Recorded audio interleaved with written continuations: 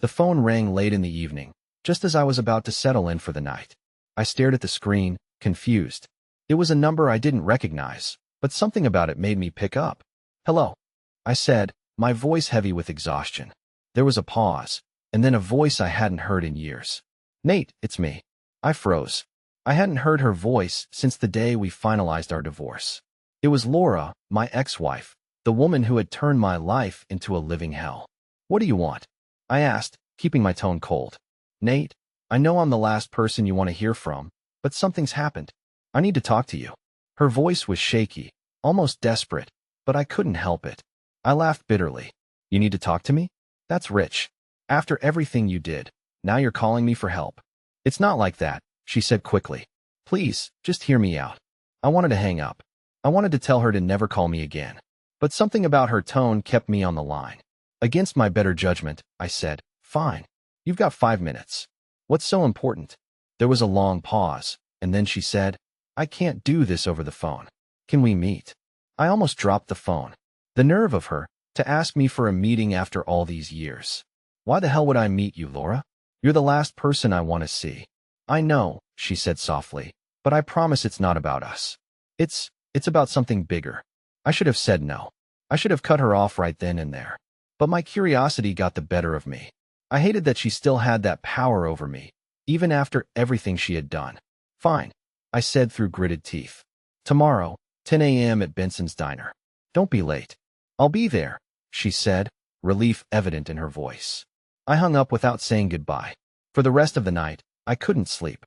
Memories of our marriage flooded back, memories I had spent 5 years trying to bury. Laura and I had once been happy, or at least I thought we were. We had met at a mutual friend's barbecue. She was funny, charming, and had this way of making everyone around her feel like they mattered. I fell for her fast and hard, and within a year, we were married. I thought I had found the love of my life. But it didn't take long for the act to show cracks. At first, it was small things, her staying out late with friends, secretive texts, and a new obsession with her appearance. I chalked it up to her trying to find herself, but then I found the messages. Explicit texts between her and some guy named Brent. My heart shattered. When I confronted her, she didn't deny it. In fact, she laughed. "You're boring, Nate," she said with a smirk. "I need excitement. Brent gives me that." I filed for divorce the next day. The process was brutal. She fought me on everything. The house, the car, even the dog. By the time it was over, I felt like a hollow shell of the man I used to be. And now, 5 years later, here she was, dragging herself back into my life. I didn't know what she wanted, but I had a feeling it wasn't going to be good. I arrived at Benson's Diner the next morning, 10 minutes early. It was a small, cozy place I used to go to when I needed to clear my head. I hadn't been there since the divorce. Laura was already there, sitting in a corner booth. She looked different, older, thinner, and more tired than I remembered. But she still had that air of confidence, like the world owed her something. "Nate," she said as I approached. "Laura," I replied coldly, sliding into the seat across from her. "You've got one shot. What do you want?" She took a deep breath, her hands trembling slightly as she wrapped them around her coffee cup. "Something's happened," she said, and I didn't know who else to turn to. I leaned back, crossing my arms. "Spare me the theatrics. Just spit it out." "It's about my daughter," she said, her voice barely above a whisper. I blinked. "You're what?" She looked up at me, tears welling in her eyes. "My daughter, Nate. She's 5 years old." The air seemed to leave the room. 5 years. The same amount of time since our divorce. "Don't even try it," I said, my voice rising. "You're not about to tell me she's mine, are you?" Laura shook her head quickly. No, she's not yours. She's Brent's." Hearing his name again made my blood boil. "Then why the hell are you telling me this? What does your kid have to do with me?" She hesitated, biting her lip. "Brent's gone, Nate. He left us. And now—" She broke off, looking away. "And now what?" I demanded. "And now I don't have anywhere else to go." Her words hung in the air, heavy and suffocating. I couldn't believe it. After everything she had put me through, after tearing my life apart, she was sitting here asking for my help. "What makes you think I'd help you?" I said, my voice dripping with disdain. She looked at me, tears streaming down her face. "Because, Nate, I don't have anyone else." I stared at her, my mind racing. Part of me wanted to get up and walk away, to leave her to deal with the mess she had made of her life. But another part of me, the part that still hated how much I cared, couldn't move. I didn't say anything. I just sat there, staring at the woman who had ruined me, wondering how the hell I had ended up back here. The silence between us felt like an eternity. Laura kept staring at me, her eyes filled with desperation. I hated that look, hated how it stirred something inside me that I didn't want to feel. Sympathy, pity? I wasn't sure. All I knew was that I was furious. Furious that she thought she could waltz back into my life and expect me to care. You don't have anyone else? I finally said, my voice laced with sarcasm. What about Brent? Or your other friends? Surely one of them can help. Her face hardened at the mention of Brent. He's gone, she said, her tone sharp now. He left me. Left us. Disappeared without a trace. Do you think I'd be here if I had anyone else to turn to?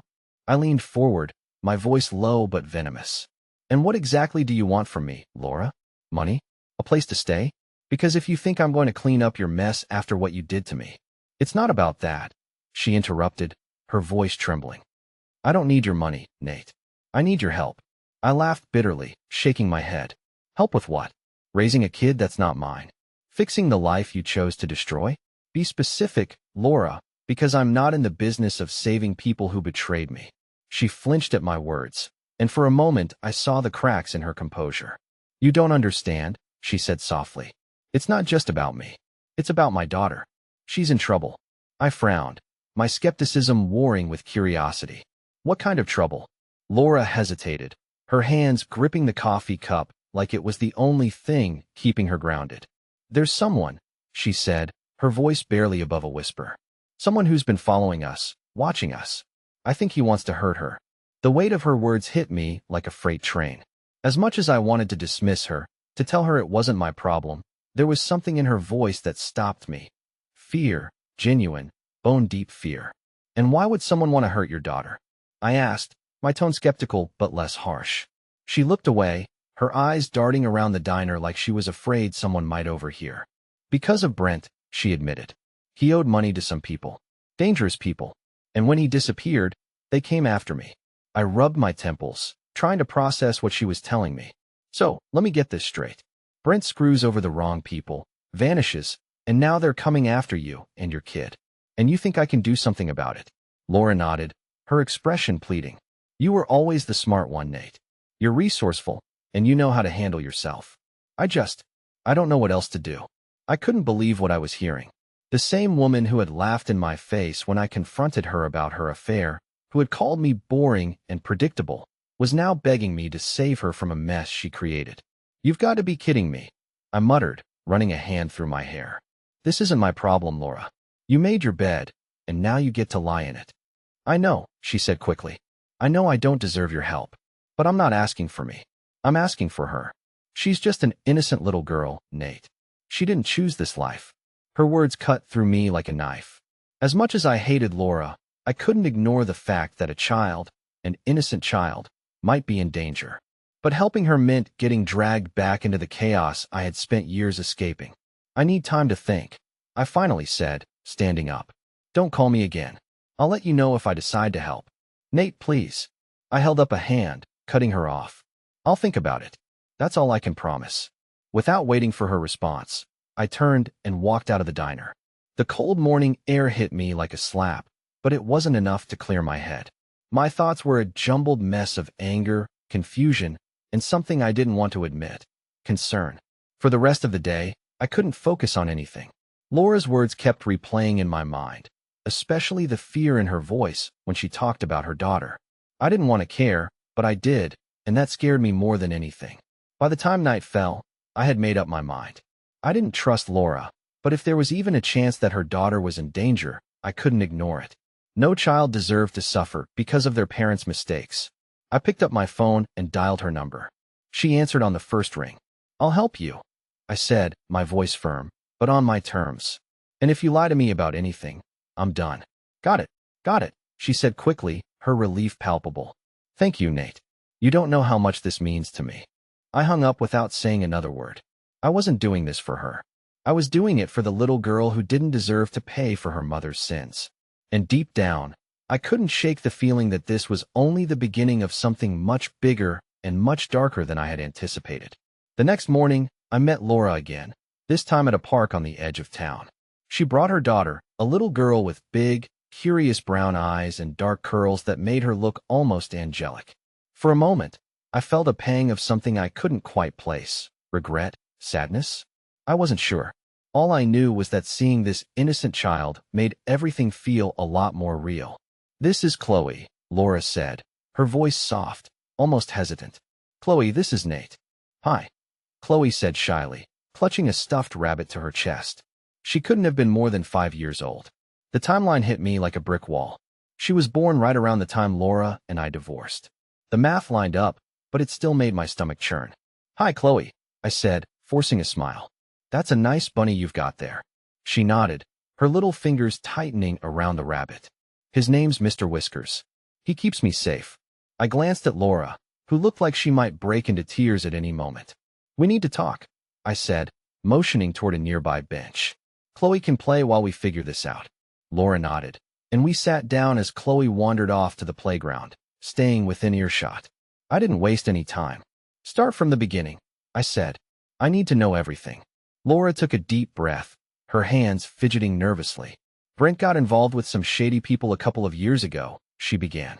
"At first, I didn't think much of it. He said it was just business, some investment deal that would pay off big. But then he started getting paranoid, locking the doors, checking the windows, talking about people following him." "And you didn't think to leave?" I asked, my voice dripping with disbelief. She gave me a sharp look. "You think it was that easy?" By the time I realized how deep he was in, it was too late. They were already watching us. Watching me. "Who are they?" I pressed. "I don't know exactly," she admitted. "Brent never gave me names, but he said they were dangerous. Loan sharks, maybe? Or worse. All I know is that when he disappeared 6 months ago, they started showing up. Notes on the door, threats. And now they're not just threatening me, they're threatening Chloe." My jaw tightened. "And you're sure Brent's gone? He didn't just run off to save his own skin?" She nodded, her eyes filled with a mix of anger and sadness. "I wish he had. At least then I'd know he was alive. But they keep asking me where he is, like they think I know. I don't. And now they've started following Chloe to school. I've seen their car parked outside the house at night. Nate, I'm scared." Her voice broke on the last word, and for a moment, I almost felt sorry for her. Almost. "Why me, Laura?" I asked, my tone softer but still firm. "Why come to me after all this time?" "Because I know you," she said simply. "You're the only person I've ever known who doesn't back down from a fight.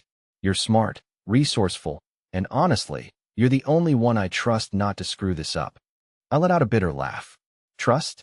That's rich coming from you." "I know," she said, her voice barely above a whisper.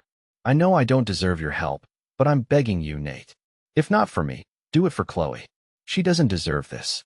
I looked over at the playground where Chloe was laughing as she slid down the slide, completely oblivious to the storm brewing around her. My stomach churned. Laura might have been a train wreck, but Chloe was innocent. And if what Laura said was true, she was in real danger. "Fine," I said after a long pause. "I'll help. But this doesn't mean I've forgiven you, and it doesn't mean I trust you. We do this my way, or not at all." "Got it." Laura nodded quickly, relief washing over her face. "Got it. Thank you, Nate. You don't know how much this means to me." "Don't thank me yet," I said grimly. "This isn't going to be easy.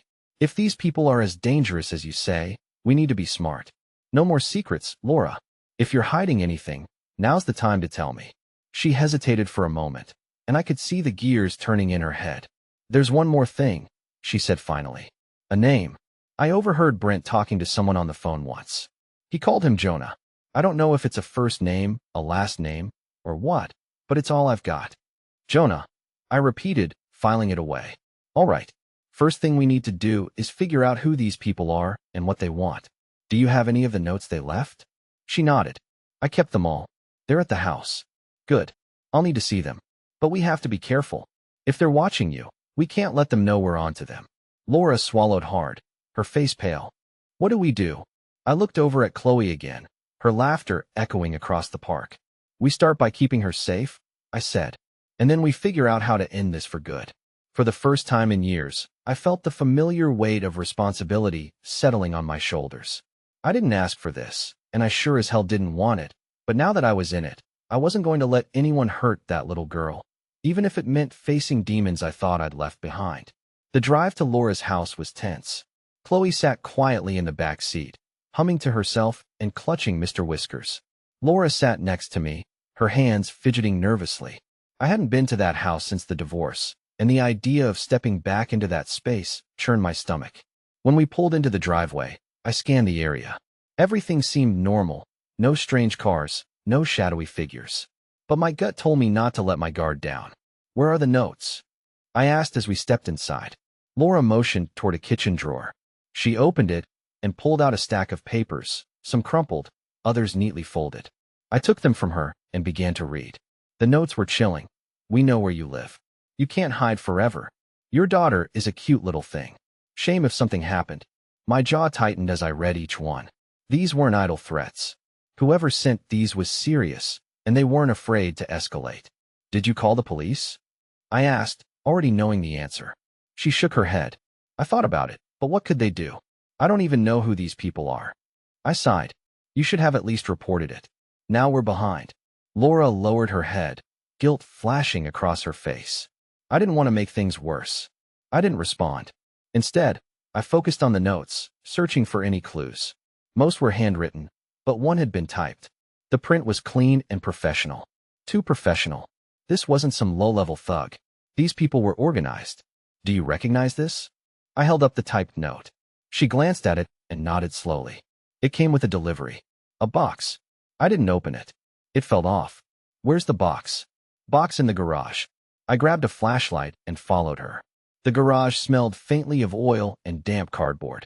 In the corner, I saw a small package wrapped in plain brown paper. It didn't have any markings, just my name scrolled on the top in bold letters. "Nate." Laura's voice trembled. I knelt down and carefully peeled the paper away. Inside was a photo, a candid shot of Chloe at school, holding hands with another child on the playground. Beneath it was a single bullet. My blood ran cold. "These people aren't just threatening you," I said, my voice low. "They're sending a message." Laura looked pale, her hand flying to her mouth. "Oh my God, what do we do?" I stood up, my mind racing. "First, we get Chloe somewhere safe. Then we find out who Jonah is and what they want. But we need to move fast. These people aren't going to wait around." For the first time, Laura didn't argue. She simply nodded, her fear mirroring my own. I didn't know how far this would go, but I knew one thing for certain. This was only the beginning. We didn't waste any time. I told Laura to pack a bag for Chloe while I double-checked the house for anything that might be useful. Documents, receipts, anything connecting her to these people. Every shadow in the dimly lit house felt like a potential threat. Every creak of the floorboards made me tense. Laura handed me the bag, her eyes darting nervously to the windows. "Where are we going?" she asked. "A motel," I said. "Something out of town. They won't expect you to leave tonight." "What about the house?" she asked, her voice trembling. "They'll know I've gone." "Let them," I said firmly. "It's better they come here looking for you than find out where we're really staying." She didn't argue. Chloe was already half asleep in the back seat when we pulled out of the driveway. I drove in silence, my eyes flicking to the rearview mirror every few seconds. A part of me half expected to see headlights trailing us, but the road stayed dark and empty. The motel I chose was small and unassuming, the kind of place no one would look twice at. After checking in under a fake name, I carried Chloe inside while Laura followed, clutching the bag. The room was basic but clean. 2 beds, a table, and a chair. It would do for now. Once Chloe was settled, Laura and I sat at the table. I spread the notes and the photo out in front of us, along with the bullet. The sight of it made her shudder. "What's the plan?" she asked, her voice barely above a whisper. "First, we figure out who Jonah is," I said. "You said Brent mentioned him. Did he ever give you anything more? A last name, an address, anything?" Laura shook her head. "No, just Jonah. But he used to get phone calls from him all the time. He'd always step out when he talked to him, but I heard the name more than once." "Do you have Brent's old phone?" I asked. She hesitated. "I think so. It's in a box of his things in the attic." I couldn't bring myself to throw it out. I rubbed my temples. "Great. We'll get it tomorrow. If there's anything on it, it might give us a lead." Laura leaned back, her arms crossed tightly over her chest. "Do you really think we can stop them?" "I don't know," I admitted. But I know we can't sit around waiting for them to make the next move. Her gaze dropped to the table, her fingers tracing the edge of the photo of Chloe. I don't know how this happened, she said softly. I thought I was protecting her, but I've just made everything worse. I didn't have the energy to comfort her, and honestly, I wasn't sure I wanted to. Laura's choices had put Chloe in danger, and while I was willing to help, I wasn't ready to forgive. Get some sleep, I said finally. We'll figure out the rest in the morning. She nodded and moved to one of the beds, lying down beside Chloe. I stayed up, sitting at the table, my mind racing. The photo, the bullet, the notes, they were all pieces of a puzzle I didn't know how to solve yet. But one thing was clear. Whoever these people were, they weren't going to stop. And if I didn't figure this out soon, they'd come for Chloe, and maybe for all of us. I didn't sleep that night.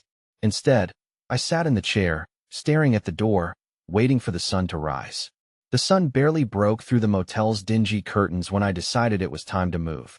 Laura stirred as I pulled on my jacket. She blinked at me, groggy and disoriented. You didn't sleep, she murmured. Didn't have time, I replied curtly. We need to go to your house and get Brent's things. If his old phone's there, it might give us a clue about Jonah. Laura nodded, glancing over at Chloe, who was still sound asleep. What about her? She stays here. I'll lock the door behind us. We won't be gone long. Laura hesitated, but eventually agreed after a whispered promise to Chloe that we'd be back soon. We left the motel. The drive back to Laura's house was tense. I kept my eyes on the road, scanning for any cars that might be following us. It felt like the walls were closing in, like we were running out of time. When we arrived, the house was eerily quiet. The blinds were still drawn, and nothing seemed out of place. But my gut told me to stay on high alert. Where's the box? I asked as we stepped inside. In the attic, Laura said, motioning toward a pull-down ladder in the hallway. I climbed up first, the smell of dust and old wood filling my nostrils. Laura followed, nervously glancing around as if expecting someone to jump out of the shadows. The attic was cramped and cluttered, filled with boxes, old furniture, and forgotten relics of a life I didn't recognize anymore. Laura pointed to a box labeled Brent Stuff in black marker. This is it, she said. I pulled it down and opened it, sifting through the contents. Old receipts, a few photographs, and at the bottom, a cracked smartphone. Got it, I said, holding up the phone. Laura let out a shaky breath. Do you think it still works? There's only one way to find out. I climbed back down the ladder and sat at the kitchen table. Laura hovered behind me as I plugged the phone into a charger. To my surprise, the screen lit up after a few seconds. The battery was low, but it was enough. The lock screen was a photo of Brent and Chloe smiling on what looked like a beach. I felt a pang of anger just looking at it. This man who had abandoned his family and left a mess for everyone else to clean up. Do you know the passcode? I asked. Laura nodded. It's Chloe's birthday. I punched in the numbers, and the phone unlocked. Scrolling through the messages, I found several from a contact labeled simply as J. There he is, I muttered. The texts were cryptic but telling. Need the money by Friday. You're late again. Don't make me come find you. Call me. We need to talk. The last message was sent 2 days before Brent disappeared. You've run out of chances. You know what happens next. Laura's face went pale as she read over my shoulder. Oh my God. He knew. Knew what? That they were going to come for him? He knew, and he didn't tell me anything. He just left. I gritted my teeth. Coward, I muttered under my breath. Scrolling further, I found a few calls to the same number. I jotted it down and started searching through the phone's contacts for any more information. That's when I found an audio file labeled Jonah. What's this? I asked. Laura shook her head. I don't know. I played the recording, and Brent's voice filled the room, shaky and panicked. Jonah, listen to me. I'll get the money, okay? I just need more time. Please, don't do this. My daughter. She doesn't deserve this. I'll figure it out, I swear. Just don't. The recording ended abruptly, leaving a heavy silence in its wake.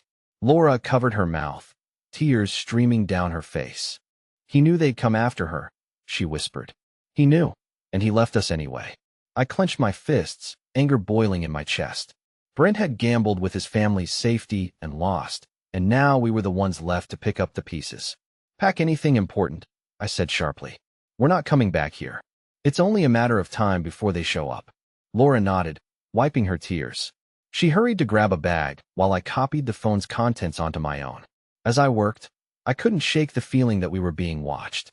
Every creak of the house, every shadow outside the window made my skin crawl. I was right. As we loaded the car, I noticed a black SUV parked down the street. The engine was off, but I could see the faint glow of a cigarette in the driver's seat. "Get in the car," I said quietly, not taking my eyes off the SUV. Laura froze. "What? What? Just do it," I hissed. She climbed in, and I slid into the driver's seat, starting the engine. The SUV's headlights flicked on immediately. "They're following us," Laura whispered, panic rising in her voice. "Not for long," I said, gripping the wheel. I slammed my foot on the gas, the tires screeching as we sped out of the driveway. The SUV roared to life behind us, its headlights blinding in the rearview mirror. This wasn't just about notes or warnings anymore. They were coming for us now. The SUV stayed on our tail as I wove through the streets, pushing the car harder than I ever had before. Laura clutched the armrest, her knuckles white. "Nate, what are you doing?" she whispered, fear etched across her face. "Losing them," I said through gritted teeth. I took a sharp turn onto a side street, hoping to shake them, but they followed, their engine roaring louder as they closed the gap. My heart pounded in my chest, adrenaline surging through me. "Chloe," Laura said suddenly, her voice trembling. "She's alone at the motel." "I know," I snapped. "We'll get to her. Just let me handle this." I took another hard turn, this time into an empty parking lot. The SUV followed, its tires squealing as it tried to keep up. But I had one advantage: local knowledge. I slammed the brakes and spun the wheel, pulling the car into a tight U-turn. The SUV overshot the turn, giving me just enough time to floor it back toward the main road. "Did we lose them?" Laura asked, her voice shaking. I glanced in the rearview mirror. The SUV was gone. "At least for now," I muttered. "But they'll be back." We didn't waste any time getting back to the motel. My hands were still shaking as I unlocked the door. Chloe was sitting on the bed, hugging Mr. Whiskers, her face lighting up when she saw us. "Mommy," she cried, running to Laura. Laura scooped her up, holding her close. I shut the door, locking it behind us. "We need a new plan," I said, pacing the small room. "They know where you live, and they're not going to stop. We need to disappear completely." Laura looked at me, tears brimming in her eyes. "How? Where can we go?" I stared out the window, my mind racing. "Somewhere they won't expect. But first, we need to figure out who Jonah really is, and we need to do it fast." This wasn't just a game anymore. It was survival, and I wasn't about to let them win. The next morning, I started making calls. I didn't have many connections, but I knew a guy, Marcus, an old friend from my college days who had transitioned into private investigations. He owed me a favor, and I wasn't above cashing it in. After explaining the situation and sharing the phone number tied to Jonah, Marcus promised to dig into it. "Give me a few hours," he said. "But Nate, if this is as dangerous as it sounds, you better be ready for what I might find." While waiting, I packed up the room. "We can't stay here," I told Laura. "We head west. Keep moving until we know more." She didn't argue, just nodded as she helped Chloe into her shoes. The fear in her eyes was hard to ignore. As we loaded the car, my phone buzzed. It was Marcus. "You're not going to like this," he said. "What did you find?" I asked, dread settling in. "That number belongs to a guy named Jonah Harker. He's not just any thug. He's tied to a trafficking ring. They move everything: money, drugs, people. If Brent got involved with him, it wasn't just about debt. Jonah doesn't let anyone walk away." The words hit me like a punch to the gut. So they're not just after Laura for money. They're after her because Brent screwed them over. Exactly. And if they think she knows where Brent is, or worse, what he did, they'll keep coming. I hung up, the weight of the situation crashing down on me. This wasn't just about protecting Laura and Chloe anymore. It was about stopping something bigger. We drove for hours, heading into rural areas where cell service was spotty and strangers didn't ask questions. I kept looking over my shoulder, expecting that black SUV to appear at any moment. By nightfall, we found a small, rundown motel off a dirt road. It wasn't much, but it would have to do. While Laura put Chloe to bed, I sat at the table, going through everything we had. The notes, the recording, Brent's phone. It all pointed to Jonah, but there was no clear way to stop him. Laura sat across from me, her face pale. "What do we do now?" she asked, her voice barely a whisper. We fight back, I said. We can't keep running. If we don't deal with this, they'll never stop. How? She asked, desperation in her eyes. We give them what they want, I said. We find Jonah, and we make him believe you don't know anything, that you're just a scared woman trying to protect her kid. Laura's face twisted in fear. And if he doesn't believe me? Then we make sure he doesn't get the chance to hurt you or Chloe, I said, my voice firm. The plan was risky, dangerous even, but it was the only way to end this nightmare. The next morning, Marcus called again. He had managed to track Jonah to a warehouse on the outskirts of a nearby city. It was where he ran his operations. I didn't tell Laura everything. I didn't want her to panic. I told her to stay at the motel with Chloe while I went to check things out. When I arrived at the warehouse, the tension in my chest was unbearable. It was a decrepit building, the kind of place where bad things happened. I slipped inside, staying low and quiet, until I found him. Jonah, sitting at a desk, flanked by two men who looked like they ate steel for breakfast. Taking a deep breath, I stepped out of the shadows. Jonah Harker, I said, my voice steady. His head snapped up, his eyes narrowing. And who the hell are you? The man who's going to make you a deal, I said. For the next 10 minutes, I laid it out. Laura didn't know anything. She wasn't worth the trouble he was putting into chasing her. All he was doing was wasting time and resources. Jonah studied me, his expression unreadable. You got guts walking in here. But I don't deal with nobodies. Then deal with me, I said, stepping closer. Let her go. Let the kid go. I'll make sure they disappear, and you'll never hear from them again. For a moment, I thought he'd laugh in my face, or worse. But then he nodded. Fine, he said. But if I even think you're lying, I'll find all of you, and you'll wish you were dead. When I got back to the motel, Laura was waiting, her face pale with worry. What happened? She asked. It's over, I said simply. But we're not staying here. Pack your things. You and Chloe are leaving tonight. Her eyes widened. Where are we going? Somewhere far away, I said. I have a friend who can help you disappear. New names, new lives. They'll keep you safe. Laura started to cry, but I didn't have it in me to comfort her. I was doing this for Chloe, not her. By midnight, I had them on a bus headed out of state. As I watched it pull away, a strange sense of relief washed over me. It was finally over. Or so I thought. 2 weeks later, a letter arrived in my mailbox. There was no return address, just my name written in neat handwriting. Inside was a single note. You should have killed me when you had the chance. Jonah's message was clear. This wasn't over. Not by a long shot. But if he thought I was going to roll over, he didn't know me at all. I was done running. If Jonah came for me again, I'd be ready. For now, though, I was content with one thing. Chloe was safe, and that was all that mattered.